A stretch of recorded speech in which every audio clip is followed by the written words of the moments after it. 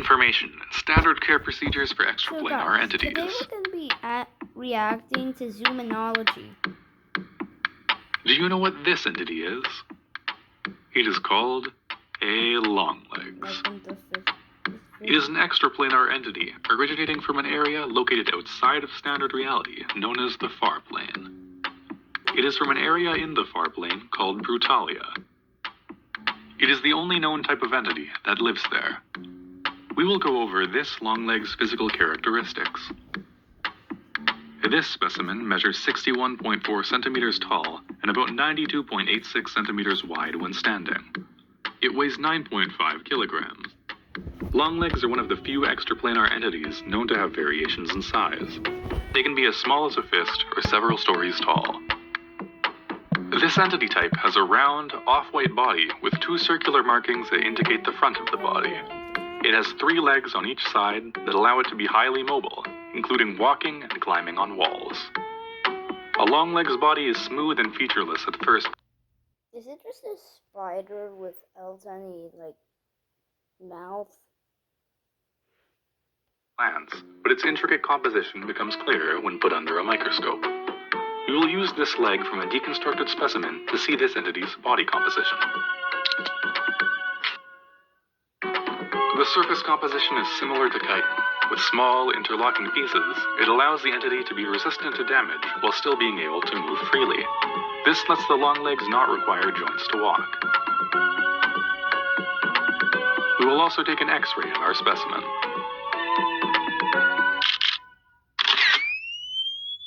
The chitin-like material only makes up the surface of its body, and it has a softer interior. To prevent our specimen from deconstructing, we will not make any incisions. Longlegs undergo a process called deconstruction, during which their limbs spontaneously detach from their body and render every part inanimate. This is a photo of the longlegs whose leg was used in the demonstration of this video. Despite the potential morale decrease stemming from this photo, it should be noted that the entity was discovered in Brutalia in this state with no known human cause.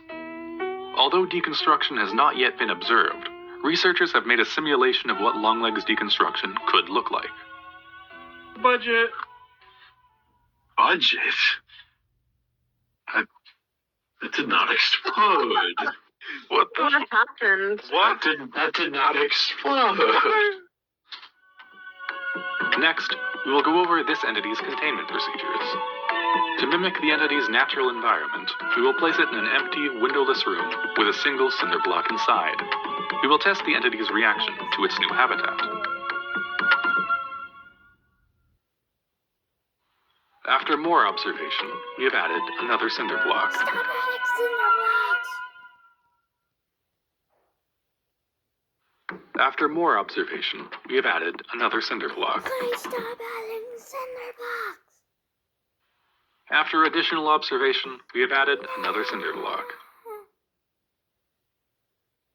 After further observation, we have added yet another cinder block. We cannot add any more as it will strain the Zoominoligy project's budget.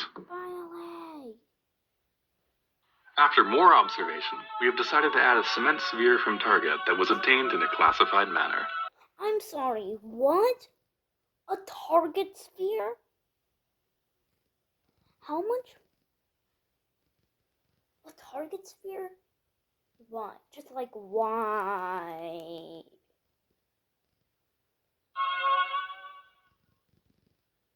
The enclosure is now adequate for the entity. Longlegs do not require food or water to persist.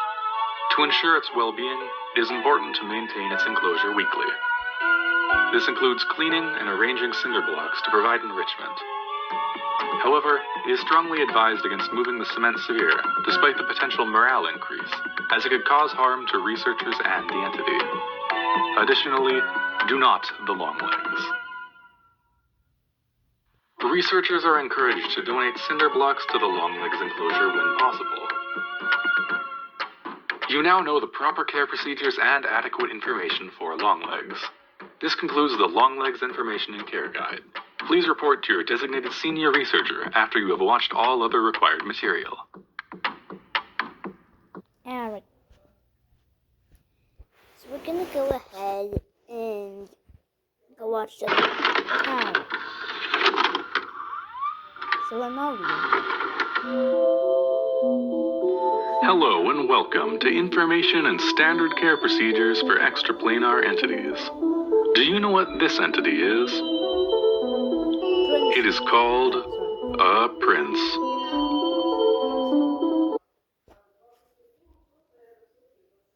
Originates from a location outside of standard reality known as the far plane. Princes are native to an area known as the greenhouses, the same location in which Golbo is from. In the greenhouses, they will roam alone or in small groups. Let us look at this prince's physical characteristics. This specimen measures 153.03 centimeters long and 25.04 centimeters in diameter at its widest. It is 93 centimeters tall. It is a hexapod that is made exclusively of tempered glass. The body shape resembles an elongated teardrop that tapers into a thin tail. Inside of its head are two pockets that serve as eyes. The prince has demonstrated near immunity to blunt force trauma, piercing weaponry, and even chemical solutions normally capable of dissolving glass. This allows the prince to move freely without worry of being damaged. These incredible defenses, however, do not extend to its tail. This entity has been placed in front of a black background so we may view its body more closely, as incisions and x-rays are not needed. A prince's structures hold a high amount of residual tension, which is the cause for its unusually high durability, despite its material composition. Additionally, princes have been demonstrated to be capable of visual perception, despite lacking any apparent biological or artificial structures to do so. Due to this, the true nature of their vision remains undetermined. Princes are physically active compared to previously recorded entities, and this must be taken into account when building an enclosure. To mimic the entity's natural environment, a prefabricated greenhouse with adequate space will be used as its enclosure. Additionally, a ground covering of carpet moss will be laid on the ground to provide padding and a similar appearance to the Far Plains greenhouses.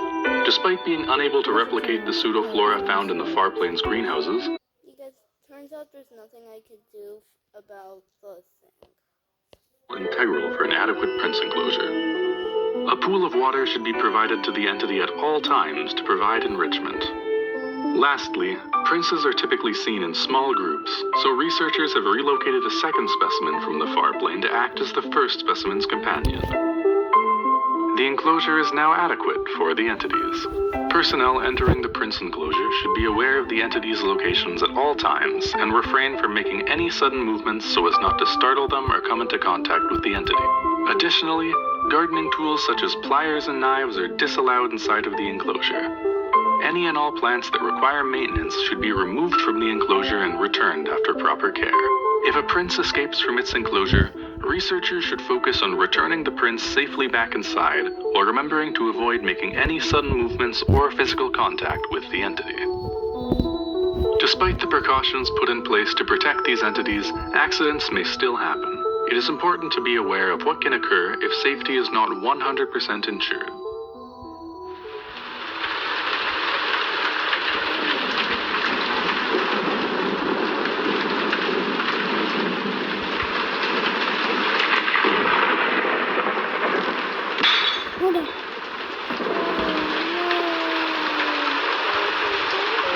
Despite this accident, please observe what follows just for a moment.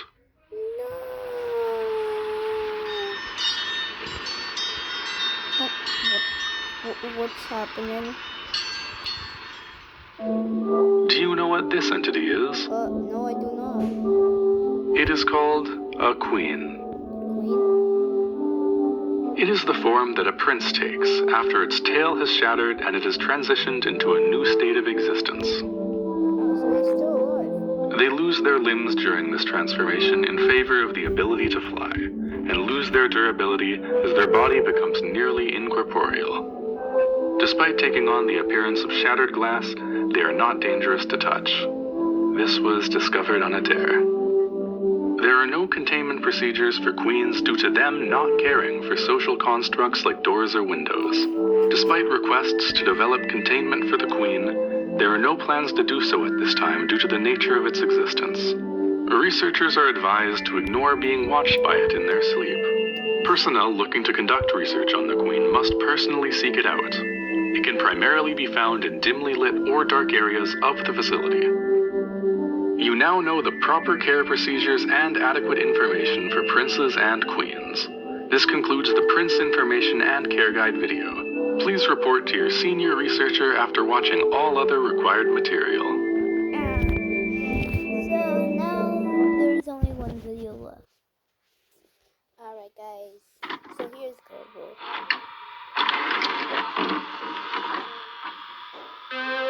Welcome to Standard Care Procedures for Extraplanar Entities.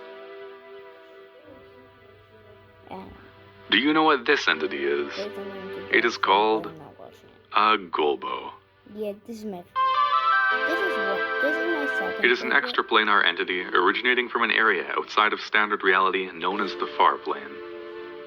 We will go over the Golbo's physical characteristics and care procedures. Golbo measures 78.74 centimeters long and 66.04 tall at the shoulder. It possesses growth similar to legs on the underside of its body, along with a tail. It has one eye. Today, we will make an incision into Golbo to view the makeup of its body.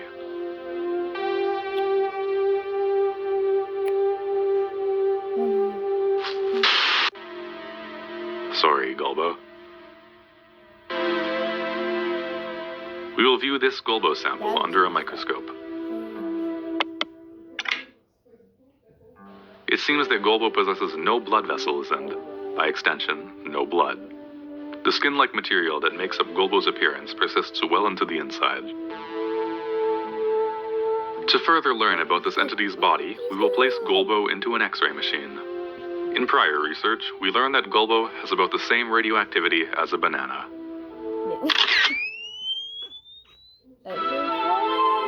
Golbo possesses no bones. We study Golbo's body composition to better understand how extraplanar entities move and function. Do not worry, Golbo is immune to radiation poisoning. We will now go over Golbo's containment procedures. Golbo requires a bathtub to exist properly. Golbo also requires a sufficient amount of biodiversity in the bathtub with it. Extraction of pseudofloran plant matter from the far plane has been unsuccessful, so reed grass and dandelions are good substitutes. Golbo must be placed with its eye pointing towards the faucet. Do not wash the Golbo. Do not lift Golbo up for long periods with your hands. It has no bones, and so it will bend uncomfortably. Instead, bring a food-grade tray and carefully lift Golbo onto it. Golbo is only to be handled for bathtub maintenance and study purposes. Who does this to my friends? It requires no organic materials or water to perpetuate. Golbo is also unaffected by temperature, so local room heat can be kept to a temperature ideal for plant growth. There are no escape procedures for Golbo, but if Golbo is found outside of a designated Golbo area, return it to its enclosure. You now know the proper care procedures and information for Golbo. This concludes the Golbo Information and Care training video. Please report to your designated senior researcher after you have watched all other required material.